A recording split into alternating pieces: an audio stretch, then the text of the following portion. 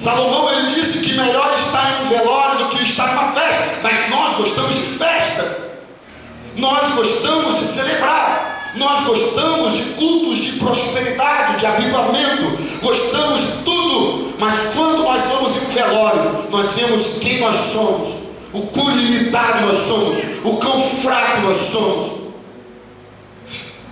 A senhora morte, ela é temida pelos homens. Os homens temem a morte. Esses dias eu estou com uma senhora com uma doença de morte e ela quer viver. Ela não quer morrer. Querendo você ou não, nós iremos enfrentar a morte. Mas eu quero desde já glorificar o nome de Jesus, que Ele enfrentou a morte por nós. Aleluia! Glória a Jesus. Jesus Cristo nasceu, Jesus Cristo veio à terra. E por que Jesus teve que morrer naquela cruz? Porque Jesus é o Cordeiro de Deus. Diga assim: a morte. Diga: a morte reinava por causa do pecado. Diga assim: Jesus Cristo levou o pecado no seu corpo. Glória a Deus. Aleluia. Jesus teve que morrer para vencer a morte. Quando Jesus está lá na cruz, a morte começou rondando ele, mas não conseguia levar ele, porque como a morte vai conseguir matar o autor da vida? Quem matou Jesus não foi a morte. Repita isso comigo: quem matou Jesus não foi a morte. Repita mais uma vez: quem matou Jesus não foi a morte.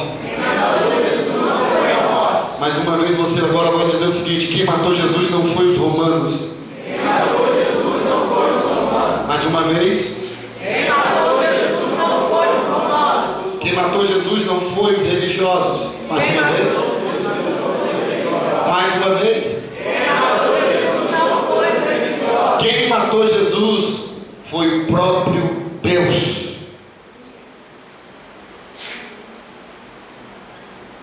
Ele prefigurou isso em Gênesis, quando ele chama Abraão: pega o teu filho Isaac. Isaac tinha 33 anos de idade. Leve Isaac para um alto monte, para o Gólgota. Leve Isaac para o monte e sacrifique Isaac. Quando a Bíblia diz que Abraão, ele leva Isaac para o monte, ele amarra Isaac no altar. Isaac obediente. Isaac poderia ter falado: pai, eu não vou, eu não quero isso, eu não vou ficar aqui. Mas Isaac obediente. Isaac, com 33 anos de idade, deixou-se amarrado pelo seu pai, colocou ele em cima do altar e pegou a faca. O pai, Abraão, deu 7 passos para trás. Por que Abraão deu 7 passos para trás? Porque o 7º passo é o passo de Deus, o 6º passo é o passo do homem. Então Abraão entendia que ele não ia conseguir matar o seu filho, que ele não ia conseguir sacrificar o teu filho. Então ele entendia que o 7º passo, só Deus poderia dar força a ele para cometer aquele grande sacrifício. Glória a Deus. Abraão deu 7 passos para trás. E quando Abraão, ele contou para dar 7 passos à frente e sacrificar o seu único filho. Por que o único filho? Porque era o único que ele amava de verdade. Quando ele foi no 6º passo, o anjo do céu grita e diz: para, Abraão, para, agora eu vejo que tu me amas mais do que ama o teu filho. E quando Abraão tira Isaac de cima do altar, ele olha e vê um cordeiro amarrado. Aleluia. Aleluia. Quem colocou aquele cordeiro ali? Quem era aquele cordeiro? Aquele cordeiro prefigurava quem? Quem matou Jesus não foi o diabo. O diabo não queria que Jesus morresse. Quem lembra da história que Satanás tomou o coração de Pedro e disse: Jesus, não vai para Jerusalém, porque vão te matar. Ele disse: para trás de mim, Satanás. O diabo nunca quis o sacrifício de Jesus. O diabo quis evitar Jesus ir à cruz. O diabo sempre lutou para que Jesus não fosse à cruz. A ideia do diabo era que Jesus não subisse naquela cruz. Quem matou Jesus, quem sacrificou Jesus, foi o próprio Deus. Isso está escrito na palavra. Nós lemos isso todos os dias. Porque Deus amou o mundo inteiro, que deu o seu Filho unigênito, para que todo que nele crê não pereça, mas tenha vida eterna. Aleluia! Ele que deu o seu Filho, Ele que matou o seu Filho, Ele que sacrificou o seu único Filho. Por que Deus matou o seu único Filho? Porque Ele não tinha pecado, porque Ele foi perfeito. Ele era o sacrifício perfeito. Repita comigo: Jesus. Sacrifício perfeito. Sacrifício eterno. Quando Jesus está indo à cruz, e algumas pessoas dizem assim: mas Deus virou as costas porque não aguentava ver a morte do Filho. Não. Quando nós lemos a Bíblia, estudamos a Bíblia, examinamos a Bíblia, iremos compreender que Jesus estava naquela cruz representando e levando os nossos pecados. E a Bíblia diz que os nossos pecados faz divisão entre Deus e o homem. Os nossos pecados em Jesus Cristo fez o próprio Deus virar as costas para Ele. Por isso que quando Jesus está para morrer, Ele clama: Pai, eu rendo a Ti o meu espírito. Ele está dizendo: não foi a morte que me matou. Eu não me rendo à morte. Eu não me rendo aos demônios. Eu não me rendo aos romanos. Eu não me rendo aos judeus. Eu não me rendo às religiões. Eu só me rendo a Ti. Aleluia! Glória a Deus! Maravilhoso! Aleluia. Poderoso!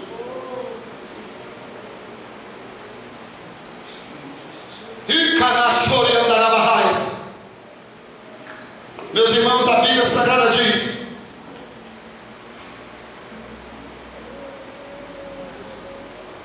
que Pilatos olhou para Jesus e fez assim com o dedo: tem o poder de te dar a vida e de tirar a sua vida. Jesus olha para ele e diz: o poder que você tem é porque o meu Pai, o meu reino te concedeu esse poder.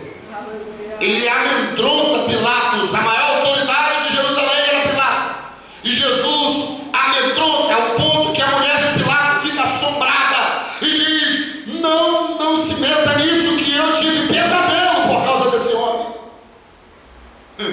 Pilatos tem tanto medo que ele lava as mãos e diz: eu lavo as minhas mãos, porque Jesus disse para ele assim: ei, se eu quiser eu rogo o Pai agora. E ele manda 10 legiões de anjos e destrói tudo nessa terra. Um anjo só acabou com o Egito. Um anjo só acabou com 185 mil assírios. Imagine 10 legiões de anjos, 60 mil anjos. Vamos fazer conta aqui: 6 mil anjos, cada um, então 10 legiões de anjos, 60 mil anjos. Jesus está dizendo assim: eu tenho 60 mil anjos, é só estalar o dedo. E ele não disse isso só para Pilatos, ele disse isso para Pedro: Pedro, não corta a orelha de ninguém, não mata ninguém, porque se eu quiser, eu rogo o Pai e ele manda legiões de anjos, eu acabo com tudo. Mas eu tenho que me entregar na cruz do Calvário. Eu sou o sacrifício perfeito para dar ao homem. Eu sou o segundo Adão. Eu sou o segundo Adão. O primeiro Adão falhou. O primeiro Adão faliu. O primeiro Adão quebrou. O primeiro Adão decaiu. Foi embora. Morreu.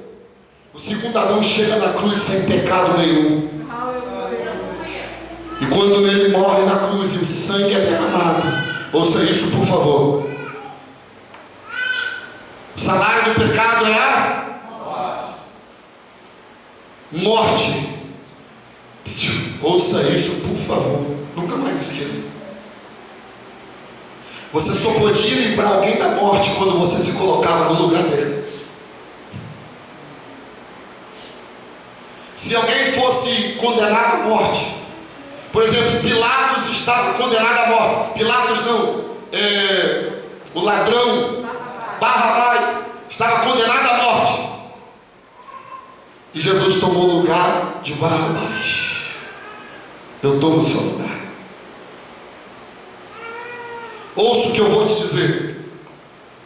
Quando Jesus está naquela cruz estendida com o seu braço e o sangue descendo, era o Cordeiro de Deus derramando teu sangue para perdoar os nossos pecados.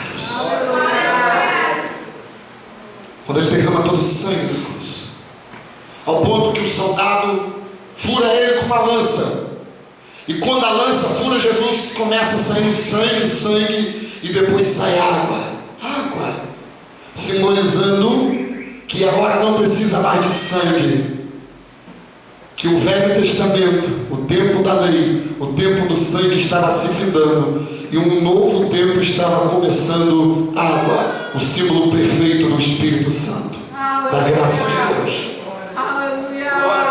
Ele derrama todo o sangue e depois sai água, dizendo: agora não precisa mais sangue, não precisa mais matar animais, porque Hebreus escreve que ele é o sacrifício eterno. Ele morreu há 2000 anos atrás, e o teu sangue ainda tem validade para perdoar o seu pecado que está aqui hoje.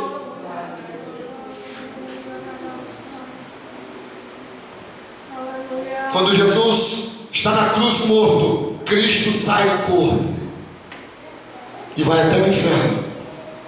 A morte de Jesus, diga e pergunta para mim assim: por que Jesus tinha que morrer? Diga assim: ele tinha que ir no império da morte. Diga: ele tinha que ir na casa da morte. E só vai à casa da morte quem morre. Jesus morreu, ele foi até a casa da morte, por isso que ele ficou 3 dias. Ele desceu até o inferno. Apocalipse capítulo 1 diz: eis que fui morto e estou vivo para todo sempre, e tenho as chaves da morte. Tenho as chaves da morte, tenho as chaves da morte, tenho a chave da morte, tenho a chave da morte. 1 Coríntios capítulo de número 15, versículo de número 53.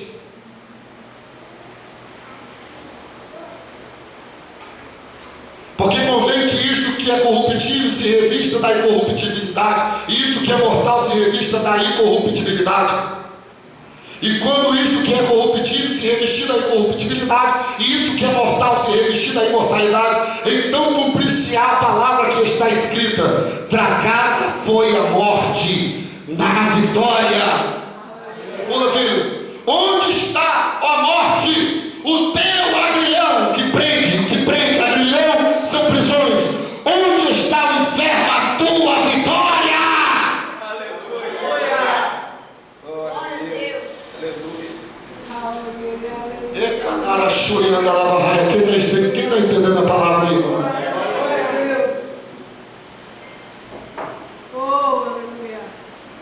Jesus morreu, foi ao inferno. Ao terceiro dia ele ressuscitou.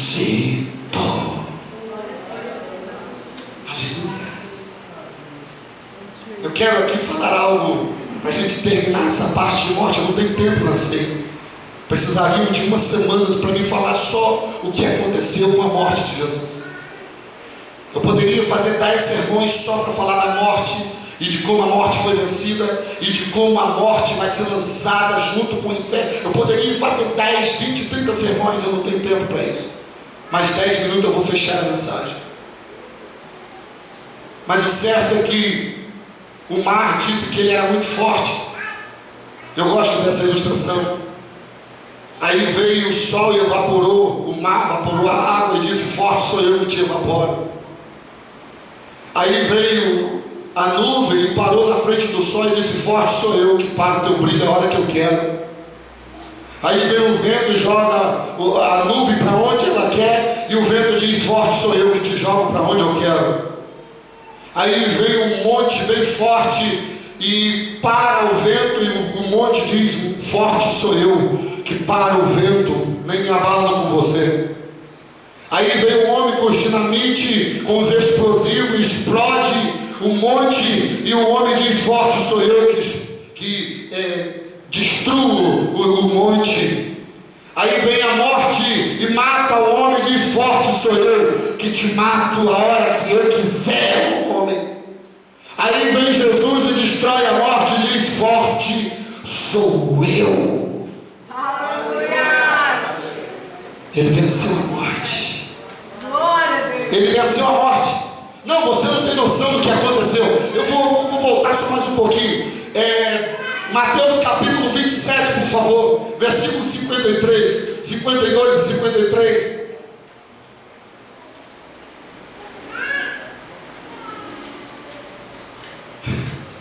Você não tem noção do que é a vida entrar dentro da terra, a vida ser sepultada, a própria vida, o Pai da vida, o Pai da eternidade, o Criador de todas as coisas. Quando ele morre, olha o que acontece. Abriram-se os sepulcros de muitos corpos de santos que dormiam, foram ressuscitados. Pula, filho. E saindo dos sepulcros depois da ressurreição dele, entraram na cidade santa e apareceram a muitos. Foi tão forte a ressurreição de Cristo que ele não ressuscita sozinho. Aleluia.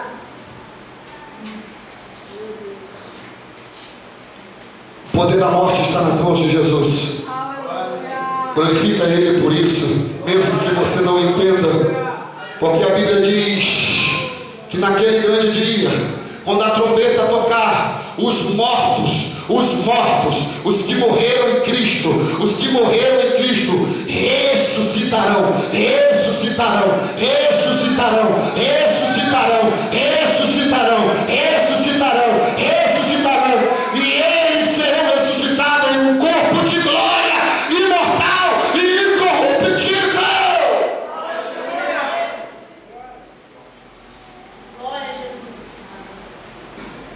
Eu não tenho tempo, meu Deus do céu, a minha mente voa para querer, mas eu não tenho tempo.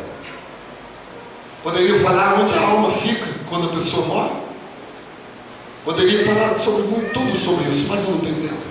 Então eu quero falar sobre a ressurreição de Jesus. Diga para mim, diga assim: Ele ressuscitou. Ele ressuscitou. O único líder que ressuscitou foi Jesus. O único que venceu a morte e ressuscitou foi Jesus. Todos os líderes de todas as religiões, se você for no túmulo deles, está escrito: aqui jaz o corpo de Allan Kardec, aqui jaz o corpo de Buda, de Maomé, aqui jaz o corpo de quem poderia falar aqui? Jorge Tasso Russell. Esse cidadão, poderíamos falar dele. Poderíamos falar de todos os líderes, de todas as religiões. Aí alguém fala assim: pastor, ninguém nunca morreu e voltou para falar nada. Eu diria: é mentira sua. O meu Jesus morreu e ele voltou, e ele disse que o inferno é brabo e que é melhor se consertar e morar com ele no lugar que está reservado para. O túmulo de Jesus em Jerusalém está escrito: ele não está aqui. Sepulcro vazio, Maria chorando. Ninguém conhece? A história conhece, né, pastor? Tocou na harpa, né? Hã? Tocava na harpa. Irmãos, os fariseus e todo religioso pagou os soldados, falou assim: fica na porta do sepulcro, coloca uma pedra, coloca um selo para que o corpo dele não seja roubado. E ele pagou um monte de soldados, ficou soldado. De repente veio um relâmpago do céu e tremeu a terra, todo mundo com medo fingiu que estava dormindo. A pedra do sepulcro rolou, e quando olharam lá para dentro, o corpo dele já não estava lá. E todos os soldados com medo olhavam com medo, porque tinha um com as vestes resplandecentes como um relâmpago, dizendo: ele ressuscitou, ele ressuscitou, ele ressuscitou, ele ressuscitou, ele ressuscitou, ele ressuscitou, ele ressuscitou.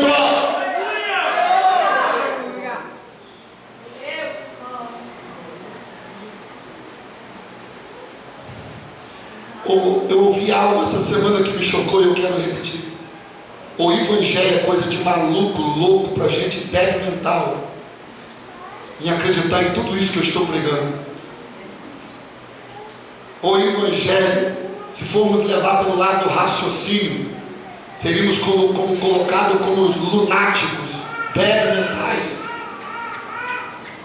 O evangelho é muito poderoso. Ele ressuscitou o terceiro dia. Olha para o teu irmão e diga: ele ressuscitou o terceiro dia.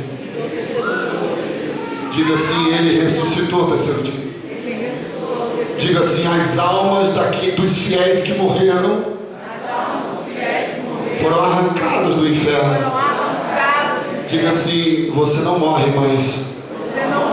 Diga assim: a morte para você é a porta para a vida eterna.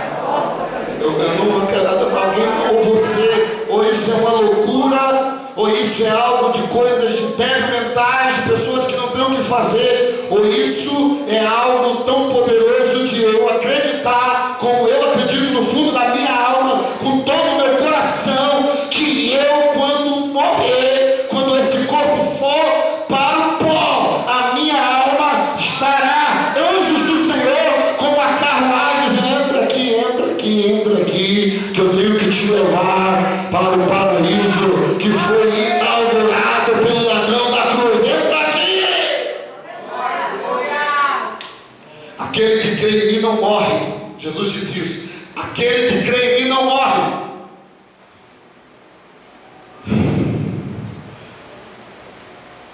Jesus ressuscita, levando as almas do inferno. Ele prega aos espíritos fiéis e diz: vamos sair daqui. Quem é você? Eu gosto disso. Eu venci a morte. Eu tenho a chave. Ele ia nos grilhões e clac, vamos embora, vamos sair daqui. O primeiro Adão trouxe vocês para cá, o segundo Adão vai te levar para lá. Diga: o segundo Adão vai me levar de volta para o paraíso. Você crê nisso que você está falando? Então diga bem forte: o segundo Adão vai me levar de volta para o paraíso.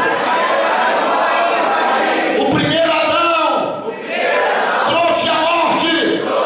O segundo Adão venceu a morte e trouxe a vida eterna. Eu podia aplaudir se você cresce nisso.